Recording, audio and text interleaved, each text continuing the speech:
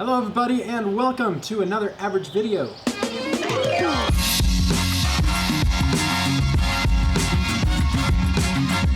Today we're going to be installing coilovers. I'm not going to show you that part because I wasn't feeling like filming it. So I'm going to be giving you a few different tips and advices and many different words of wisdom to help you install your coilovers. I went with the Solo-Werks S1 coilovers.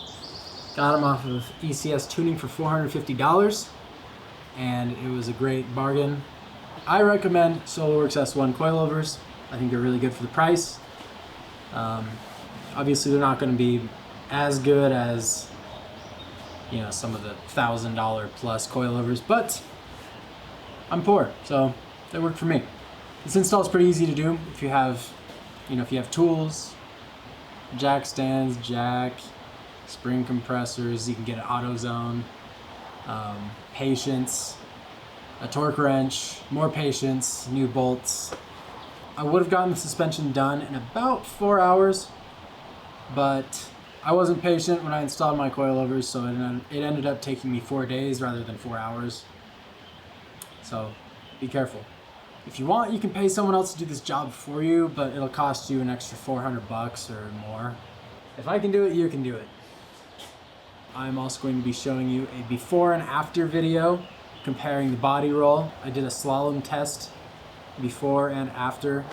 I also took the car up into a canyon with a bumpy road, turned off the image stabilization on my camera to kind of get a feel for how much the car shakes. Obviously the camera shaking is going to be a little exaggerated because it's a baby.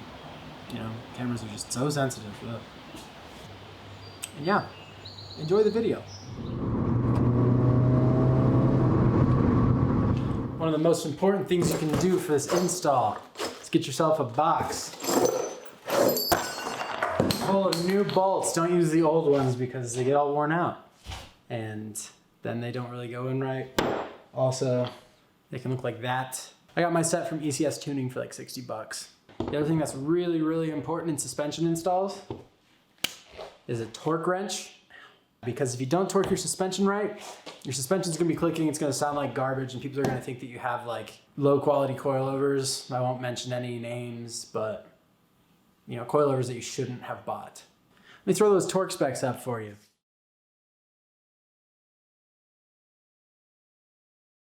Follow those.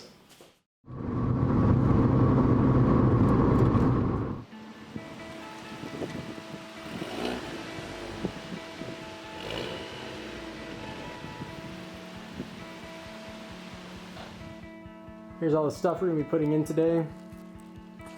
Obviously we have the Solo-Werks S1 coilovers. We have those rear shock mounts, the front strut mounts and bearings, the strut spreader tool, this is key, and a bunch of hardware. Quick tip, when we were installing the coilovers on my brother's car, the front axle bolt would not come out. It was awful to get out. We broke like 3 wrenches and it took like 4 hours to do because it was cold and it was tight. So right as I pulled the car in the garage, sprayed some PB Blaster on it and broke them loose, and they came out pretty easily. So remember, axle bolts first. So I finished the front and I was working on the back and some complications happened. So as I was taking the bolt out of the rear shock mount, the lower mount, it was really difficult to get it out, and I didn't really know why. I thought it was just torqued super hard, and so I backed it out, took the old shock out. When I went to put the new bolt back in, it wouldn't go in. And so, being the idiot that I am, I decided that brute force was the answer. So then I started turning the bolt in with a lot of force, and yeah, ended up stripping like all those threads right there.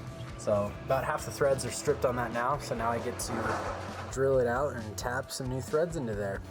So that's my project for today. Hey. So here's what I've decided to do to remedy this situation. This right here, my friends, is what we call a metric drill tap, I think. So you get it to the size of the bolt, which is M14 by 1.5 Japan. I don't think that's a size, I think that's a country. Slide it in as straight as possible. You're gonna twist it. You can thread it by hand if you can, just to get it started.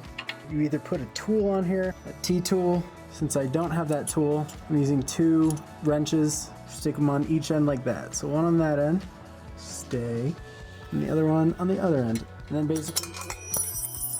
basically you're gonna turn it from both sides and kind of twist it that way so it's even force so it goes in straight. It goes straight back, and I just drilled it back just as far as I needed. Here's the new replacement bolt that got cross-threaded and ruined the threads in there. Yep, that one right there, so get out of my life. So now I'm just gonna put it back in the old one, and voila, it fits. All right, now I'm gonna show you how to get it to work so you don't cross-thread it. So get your jack, put a nice piece of thing there, stick it under that rear knuckle there, which those are super expensive to replace. And you're gonna jack this up, you're gonna push the bottom of the rear strut up with your hand as well until you kind of find that magic sweet spot. Just gonna jack it up, push this thing up so it meets up with it. Like that. So you have to jack that thing way up there. Torque specs for these are a metric crap ton. That is the look of disappointment. You better not put that on. No, I'll take that out of the video for sure.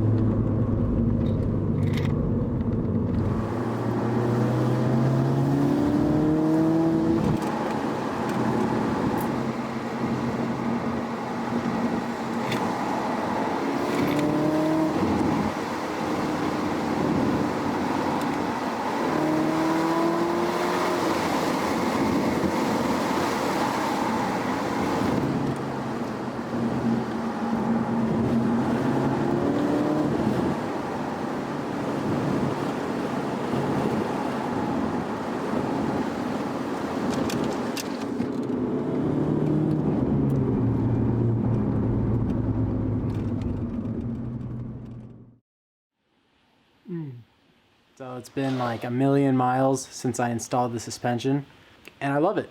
The suspension was stiffer than stock, which honestly I like that because it feels like sportier and you can kind of feel the road better. This is a race car after all, so no, it's not. It corners a lot flatter. There's not nearly as much body roll in the corners. The turn-in's a lot better too. I set up a little autocross with my brother just for fun, and here's a little clip of that.